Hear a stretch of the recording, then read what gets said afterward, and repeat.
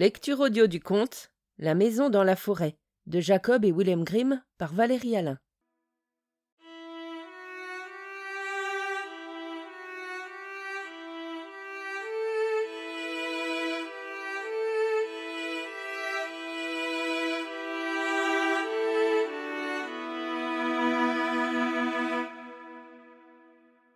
Un pauvre bûcheron vivait avec sa femme et ses 3 filles dans une petite cabane, à la lisière d'une forêt isolée.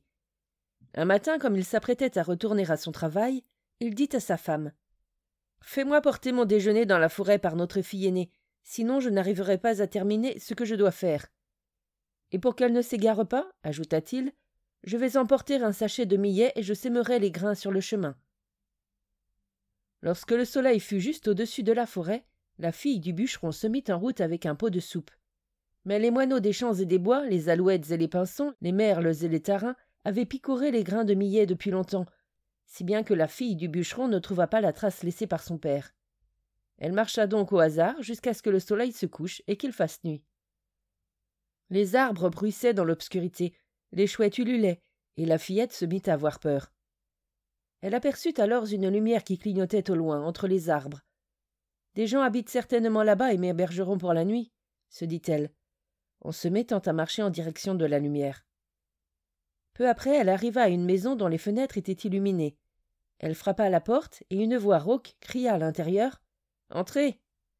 La fillette entra dans le vestibule obscur et elle frappa à la porte de la pièce. « Entrez donc !» dit la voix. Et quand la fillette ouvrit la porte, elle vit un vieil homme chenu qui était assis à la table, le visage appuyé entre ses 2 mains, et dont la longue barbe blanche reposait sur la table et touchait presque par terre. Près du poêle, 3 animaux étaient allongés, une poule, un coq et une vache-pie. La fillette raconta son histoire au vieil homme et lui demanda l'hospitalité pour la nuit.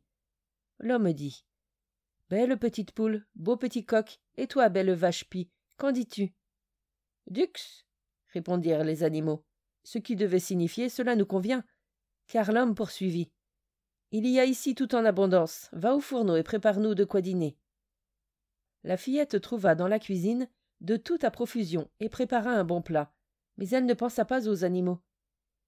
Elle porta à table le plat qui était plein, s'assit près de l'homme chenu, se mit à manger et apaisa sa faim. Quand elle fut rassasiée, elle dit « À présent, je suis fatiguée. Où y a-t-il un lit dans lequel je pourrais m'allonger pour dormir ?» Les animaux lui répondirent « Avec lui tu as mangé, avec lui tu as bu, à nous tu n'as pas du tout pensé. Débrouille-toi à présent pour savoir où tu peux te coucher. » Le vieillard dit alors « Tu n'as qu'à monter l'escalier, tu trouveras une petite chambre avec 2 lits. Secoue bien les édredons et mets-y des draps de lin blanc, et je viendrai me coucher aussi. » La fillette monta, et quand elle eut bien secoué les édredons et qu'elle eut mis des draps propres, elle se coucha dans l'un des lits sans attendre le vieillard plus longtemps. Mais peu de temps après, l'homme gris arriva. Il éclaira la fillette de sa bougie et secoua la tête. Et quand il vit qu'elle s'était endormie profondément, il ouvrit une trappe et fit tomber la fillette dans la cave. Tard le soir, le bûcheron rentra chez lui et reprocha à sa femme de l'avoir laissé sans manger toute la journée. « Je ne suis pas fautive, » répondit celle-ci. « Notre fille est partie avec le déjeuner et elle a dû se perdre. Elle rentrera certainement demain. » Mais le bûcheron se leva avant l'aube pour aller dans la forêt, et il exigea que cette fois ce soit leur fille puinée qui vienne lui apporter son repas. « Je vais emporter un sachet de lentilles, » dit-il. « Elles sont plus grosses que les grains de millet, et ainsi notre fille les verra mieux, et ne pourra pas se perdre. » À l'heure de midi, la fillette sortit effectivement avec le repas, mais les lentilles avaient disparu. Comme la veille, les oiseaux de la forêt les avaient toutes picorées sans en laisser. La fillette erra dans la forêt jusqu'à ce que la nuit tombe, puis elle arriva elle aussi à la maison du vieillard. On lui dit d'entrer, et elle demanda de quoi manger ainsi qu'un toit pour la nuit. L'homme à la barbe blanche interrogea de nouveau les animaux. « Belle petite poule, beau petit coq, et toi, belle vache-pie, qu'en dis-tu ?»« Dux » répondirent de nouveau les habitants. Et tout se passa comme la veille. La fillette prépara un bon plat, et mangea, et but avec le vieillard sans se soucier des animaux. Et quand elle demanda où elle pouvait dormir, ceux-ci lui répondirent « Avec lui tu as mangé, avec lui tu as bu, à nous tu n'as pas du tout pensé. Débrouille-toi à présent pour savoir où tu peux te coucher. » Quand elle se fut endormie, le vieillard arriva, la regarda en secouant la tête, puis il la fit tomber dans la cave. Le 3e matin, le bûcheron dit à sa femme: « Envoie-moi aujourd'hui notre plus jeune enfant avec le repas. Elle a toujours été bonne et obéissante, et elle restera sur le bon chemin au lieu de papillonner à droite et à gauche, comme ses écervelées de sœurs. » La mère ne fut pas d'accord et dit: « Faut-il que je perde aussi mon enfant préféré ?» « Sois sans crainte, lui répondit le bûcheron, elle ne se perdra pas, elle est trop intelligente et sensée pour se perdre. Et en plus, je vais emporter des pois que je sèmerai. Ils sont encore plus gros que les lentilles, et lui indiqueront le chemin. » Mais quand la fillette sortit, son panier sous le bras, les pois étaient déjà dans le jabot des colombes de la forêt, si bien qu'elle ne savait pas dans quelle direction aller. Finalement, quand il se mit à faire sombre, elle aperçut la petite lumière et arriva à la maison dans la forêt. Elle demanda très gentiment qu'on veuille bien l'abriter pour la nuit, et l'homme à la barbe blanche interrogea de nouveau ses animaux. « Belle petite poule, beau petit coq, et toi, belle vache pie, qu'en dis-tu ?»« Dux !» dirent-ils. La fillette s'approcha alors du poêle près duquel les animaux étaient couchés, et elle câlina la poule et le coq en passant sa main sur leurs plumes toutes douces, et elle gratta la vache pie entre les cornes. Et quand, sur l'ordre du vieillard, elle eut préparé une bonne soupe, et que le plat fut posé sur la table, elle dit: « Devrais-je manger, moi, pendant que ces bonnes bêtes n'ont rien? Dehors, il y a tout en abondance. Je vais commencer par m'occuper d'elles. » Elle sortit alors, et rapporta de l'orge qu'elle répandit devant la poule et le coq, ainsi qu'une bonne brassée de foin odorant pour la vache. « Mangez de bon appétit, mes bonnes bêtes, et si vous avez soif, je vous donnerai aussi de quoi vous désaltérer, leur dit-elle. Elle apporta ensuite dans la pièce un seau rempli d'eau. La poule et le coq se perchèrent sur le bord, y plongèrent le bec, et tendirent ensuite le cou en l'air, comme le font les oiseaux pour boire, et la vache pie but, elle aussi, de bon cœur. Quand les animaux eurent mangé, la fillette s'assit à table près du vieillard et mangeait ce qu'il lui avait laissé. Peu après, la poule et le coq commencèrent à mettre la tête sous l'aile, tandis que la vache pie clignait des yeux. La fillette dit alors: « Ne devrions-nous pas aller nous coucher ? » « Belle petite poule, beau petit coq, et toi, belle vache pie, qu'en dis-tu » Les animaux répondirent: « Dux, avec nous tu as mangé, avec nous tu as bu, de chacun de nous tu as pris soin, à présent dors bien. » La fillette monta alors l'escalier, elle secoua les oreillers de plumes et mit des draps propres dans les lits. Quand elle eut terminé, le vieillard vint et se coucha dans l'un des lits, et la barbe blanche le recouvrait jusqu'aux pieds. La fillette se coucha dans l'autre lit, fit sa prière et s'endormit.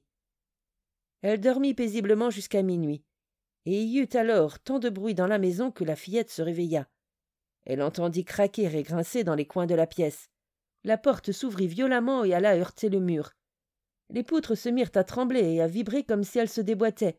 L'escalier semblait s'écrouler et, finalement, dans un grand craquement, se fit entendre, comme si le toit tout entier s'effondrait. Mais comme le silence revint, et qu'il ne lui arriva rien de mal, la fillette resta allongée bien tranquillement, et elle se rendormit. Mais quand la lumière du soleil lui fit ouvrir les yeux, le lendemain matin, que vit-elle? Elle était couchée dans une grande salle, et autour d'elle tout étincelait d'une splendeur digne d'un roi. Des fleurs dorées s'élevaient le long des murs, sur un fond de soie verte. Le lit était fait d'ivoire, et le baldaquin qui la recouvrait était de velours rouge, et sur une chaise située près du lit était posée une paire de pantoufles brodées de perles. La fillette crut que c'était un rêve, mais 3 serviteurs richement vêtus arrivèrent aussitôt et lui demandèrent quels étaient ses ordres. « Vous pouvez vous en aller, » leur répondit la fillette. « Je vais me lever tout de suite pour préparer une soupe pour le vieil homme, puis j'irai nourrir la jolie poule, le joli coq et la jolie vache pie. » Elle se dit que le vieil homme devait être déjà debout, et regarda en direction de l'autre lit. Mais à la place, c'est un beau jeune homme qui y était allongé. Et tandis qu'elle l'observait et se disait qu'il était jeune et beau, il se réveilla et lui dit: « Je suis un fils de roi, et j'ai été ensorcelé par une méchante sorcière qui m'a condamné à vivre sous l'apparence d'un vieil homme dans la forêt. Il m'était interdit d'avoir près de moi quelqu'un d'autre que mes 3 serviteurs, sous les traits d'une poule, d'un coq et d'une vache pie. Et le sortilège ne devait pas être levé avant qu'il arrive chez nous une jeune fille qui aurait si bon cœur qu'elle serait affectueuse, non seulement envers les humains, mais aussi envers les animaux, comme tu l'as été. Et cette nuit à minuit nous avons été délivrés grâce à toi, et la vieille maison de la forêt s'est de nouveau transformée en mon palais. » Et quand ils se furent levés, le fils de roi dit aux 3 serviteurs d'aller chercher le père et la mère de la jeune fille pour les inviter au mariage. « Mais où sont mes sœurs ?» demanda la jeune fille. Je les ai enfermées dans la cave, et demain elles seront emmenées dans la forêt où elles devront travailler comme servantes chez un charbonnier, jusqu'à ce qu'elles soient devenues meilleures et qu'elles ne laissent plus les pauvres bêtes sans nourriture. »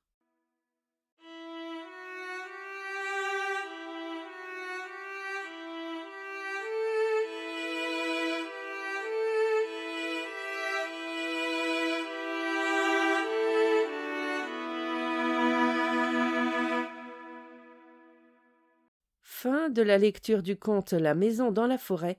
Merci de votre écoute. Je vous rends vos oreilles. Cœur avec les doigts.